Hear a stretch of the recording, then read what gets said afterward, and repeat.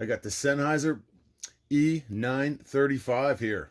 Now, I've played in bands my whole life, local bands, and I've toured a little bit, nothing major, but I have used the Shure SM58, the SM57, the Beta 58, and I think out of all the mics out there, this one compares pretty closely to the Beta 58.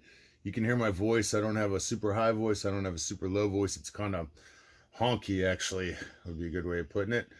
But this mic gives me a lot of clarity. My voice really cuts through nice on this. I had kind of not wanted to get a new microphone, but everybody in the band was using these, and I borrowed one, and I just felt like I sounded better coming through it. Maybe it's something you want to test yourself.